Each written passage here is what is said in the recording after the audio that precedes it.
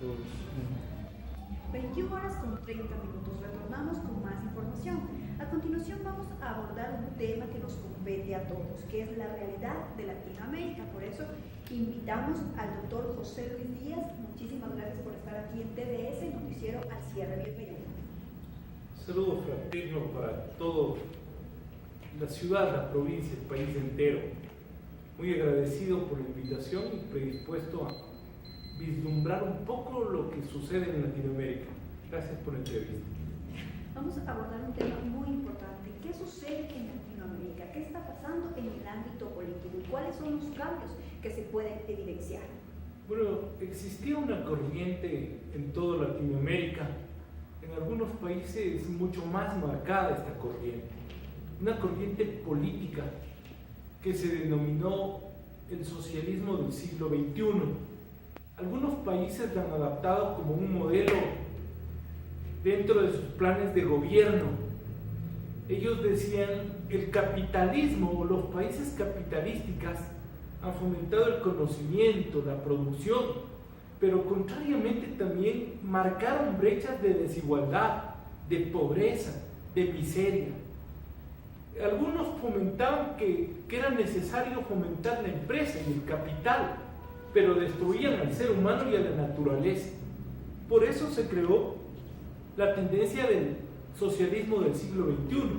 En Latinoamérica, el principal ponente de la tendencia ha sido el finado expresidente de la República de Venezuela, Hugo Chávez. Él fue el propulsor de la tendencia en Latinoamérica. El modelo siempre se basó en el gasto público, en la renta que tenía el gobierno nacional.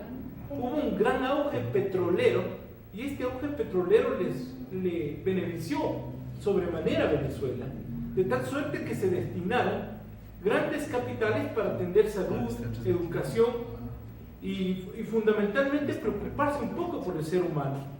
Pero ¿qué sucede ahora con este socialismo del siglo XXI? ¿Qué es lo que se está evidenciando a nivel mundial? ¿Qué ha sido lo que ha afectado a cada uno de los países que han optado por este socialismo? Apreciada Gabriela, me he permitido recoger varios periódicos nacionales, varios rotativos nacionales. Hay editoriales que vislumbran, por ejemplo, lo que pasa en hermanos países. Mire, uno de aquellos recoge Duele Venezuela. Y este editorial fundamentalmente habla de la realidad actualmente de Venezuela. Los venezolanos, para poder adquirir los productos de la canasta básica, tienen que hacer colas de colas. Y cuando les toca el turno, se acabó el producto.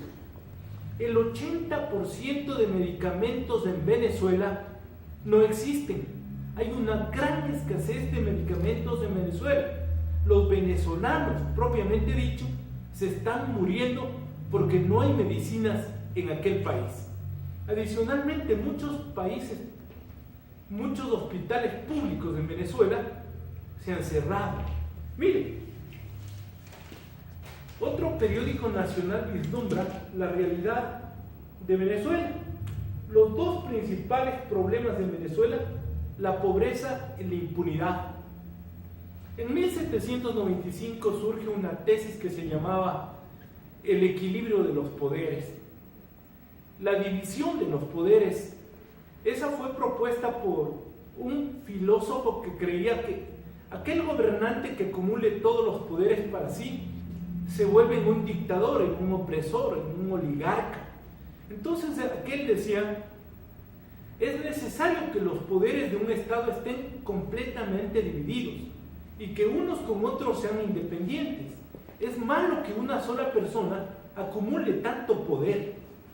Mire los problemas que tiene Venezuela: la pobreza y la impunidad, con cortes de justicia que no funcionan, con cortes de justicia que al Estado venezolano le han socapado. Todas las decisiones han sido adoptadas para protegerle al Estado venezolano.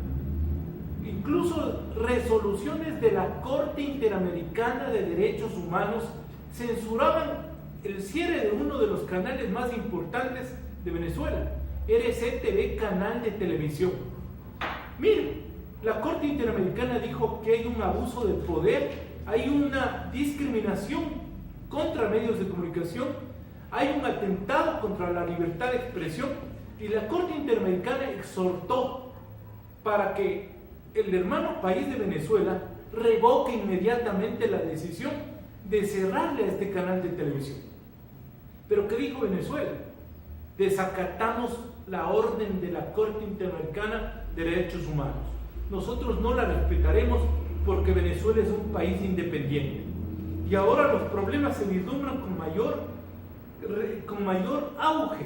Miren, aumentan las protestas en Venezuela porque la gente quiere alimentos. Hemos recogido una pequeña investigación y en realidad el modelo del socialismo del siglo XXI no solo ha fracasado en países como Venezuela, hemos visto también que hay una gran problemática en Bolivia, y en Ecuador la última crisis que afecta a los ecuatorianos le ha motivado al gobierno nacional a que adopte más de 10 medidas económicas en los últimos 6 meses. Ahí, por ejemplo, se han generado políticas como las salvaguardias, el incremento del 12 al 14% del IVA. Por ejemplo, en el mes de junio debían eliminarse las salvaguardias. Estas se han extendido unilateralmente por una decisión del Estado ecuatoriano. Los hermanos países con los que comercializa el Ecuador sostienen que esa era una decisión que no podía tomarse. Ya se la tomó. Eso ahuyenta inversión extranjera y en Ecuador tampoco advierto que estamos bien en el aspecto económico. Así es, de igual manera el incremento del 14% del IVA disminuye la inversión en nuestro país. Ahora, doctor Díaz, ¿cuál es la propuesta? ¿Cómo se puede revertir esto y cuál es la opción para este cambio? Esta mañana el diario El Comercio recoge una de las primeras planas. Miren, en la comercialización de vehículos se redujo el 42% de la comercialización que sucedió en el año pasado. En el año 2016, en estos primeros meses, se reduce incluso la comercialización de vehículos. Hay muchos negocios que fundamentalmente están yendo a la quiebra. Mucha gente decide dejar de comprar en Ecuador para salir a comprar en fronteras. ¿Por qué se da este tipo de decisiones? Porque con la implementación de las salvaguardias, el precio de los productos se incrementó hasta en un 45%. Por ejemplo, un televisor que vale aquí en el Ecuador $2.000, en el extranjero, en Colombia o en Perú, vale $1.000.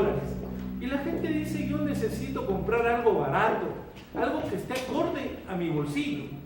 Entonces hemos visto, por ejemplo, que en el último feriado, más de 25.000 ecuatorianos decidieron ir a comprar en frontera. Y ese es fundamentalmente un perjuicio para el inversionista local, para el empresario local.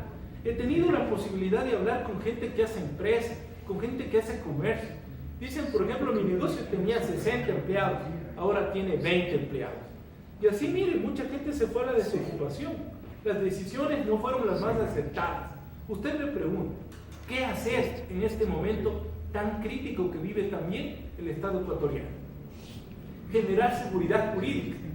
Cuando usted incrementa tantas leyes, implementa tantas leyes, incrementa impuestos, eso ahuyenta indudablemente la inversión extranjera, genera una contracción en la economía local y el constructor, por ejemplo, no quiere construir. El empresario no tiene a quién vender la televisión. Los negocios están paralizados. Nadie quiere invertir sus capitales porque no hay seguridad jurídica. ¿Cuál es la propuesta? Generar mayor seriedad en la legislación.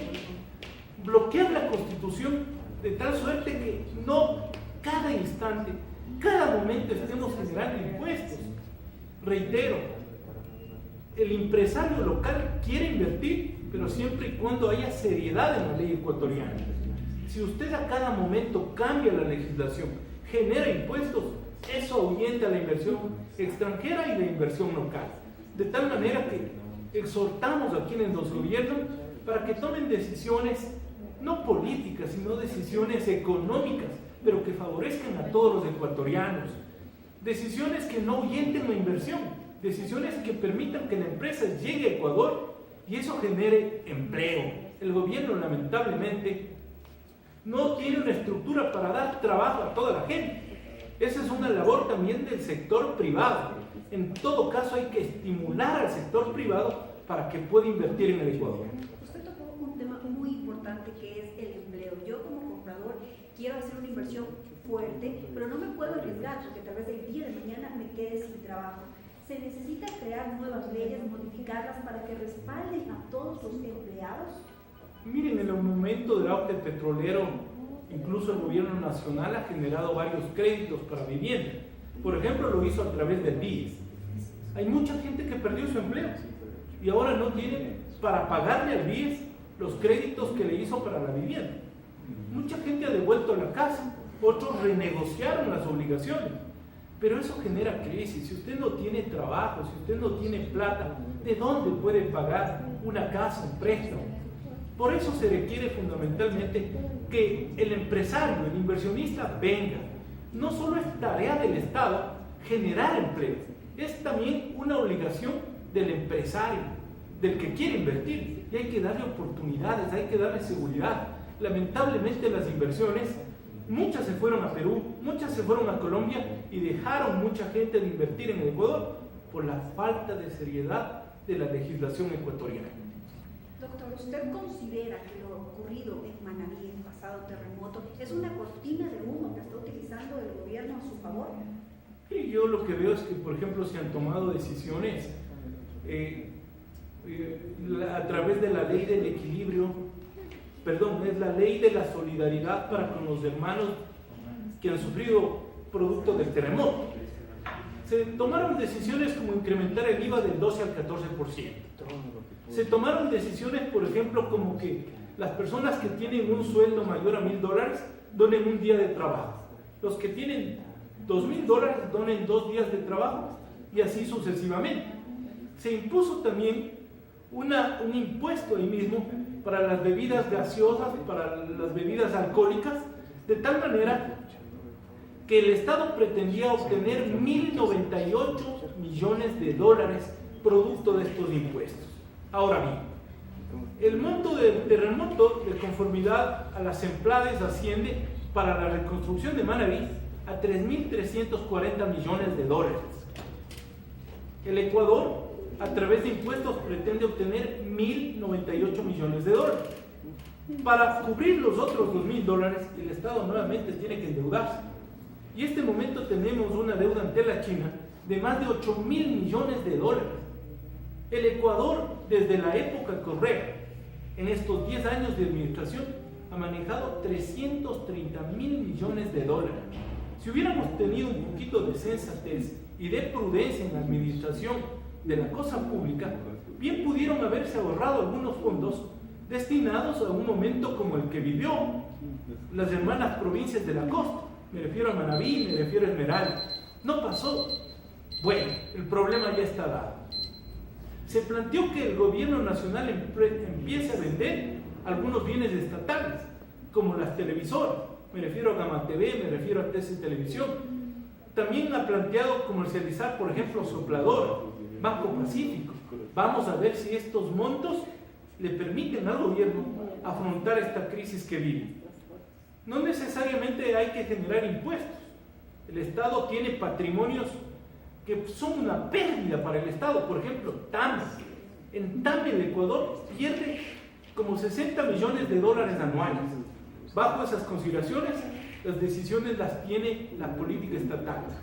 Por eso exhortamos para que se inviten a todos los sectores para que aporten con ideas, aporten con iniciativas, pero también aporten por los hermanos de Manabí, de sus bolsillos, de sus sueldos, para todos salir adelante en esta crisis. Un tema muy importante y por cuestión de tiempo quisiéramos ampliarlo muchísimo más. Doctor Díaz, por favor, su opinión y su mensaje final a todos los amigos televidentes. Lo malo en un Estado moderno es que el Estado pretenda decidir la suerte de todas las personas, es que el Estado genere mucho impuesto, es que el Estado genere que los inversionistas se ahuyenten. Eso es lo malo. Lo positivo es que en estas crisis vemos también la unidad de la gente, el cansancio de la gente. Pero para el efecto hay que tomar decisiones inteligentes. Los modelos que afectan los derechos humanos, los modelos que generan demasiado impuesto, han fracasado en Latinoamérica. Yo creo en un Ecuador donde todos tengan mejores oportunidades de vida, mejores oportunidades de trabajo, porque solo teniendo trabajo usted puede alcanzar el régimen del buen vivir. La gente no necesita que el gobierno le regale plata, le regale bonos. La gente lo que necesita es trabajar. El trabajo nos da dignidad y el trabajo nos da un buen vivir. Muchísimas gracias, doctor Díaz, por acompañarnos esta noche. Cada uno en casa sacará su propio criterio. Recuerden que este es un espacio de comunicación en el cual las personas debaten sus ideas. Nos vamos a una pausa comercial. Ya regresamos con más de TVS Noticias al cierre.